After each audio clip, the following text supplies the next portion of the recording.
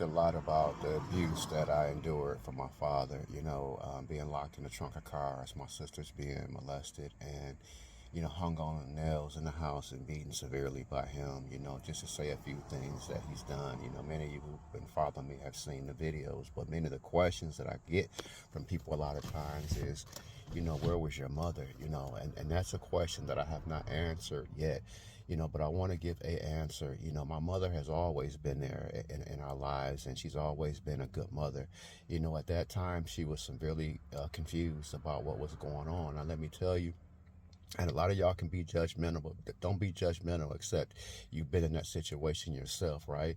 So we were brought up as Jehovah's Witnesses, and when my mother went to the leaders at the Kingdom Hall, they told them that she was being abused and that her kids were being abused. They told her that she could not leave my father, right? And that's what they said, that you cannot leave your husband biblically unless he's committing adultery against you. And that's one of the things that was taught back then, and that's one of the things that's taught now.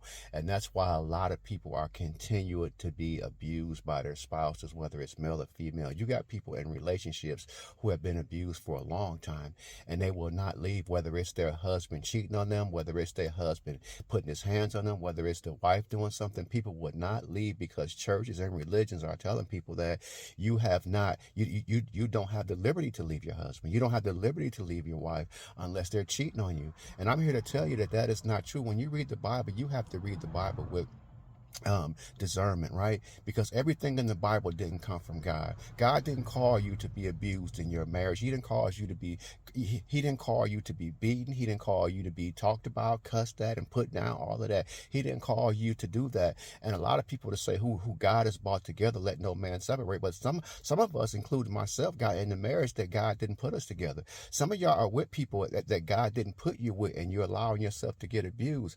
I was a minister for a long time, and I preached some of the same things about you couldn't leave a marriage. But I'm telling you, if you're being abused in your marriage, the God that I serve, the God that I know, the one that put the love in my heart, or if you're being mistreated and it's been going on, the God that I know is not saying stay with this person.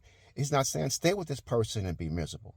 So if you believe that, you end up like my mother, you end up staying with somebody that's abusing you and abusing your kids. And it went on for 16 years because she believed that the church was, the organization was right, and that the Bible was right, right? And we stayed there for that long time and was abused for 16 years. Don't be that same mother or father.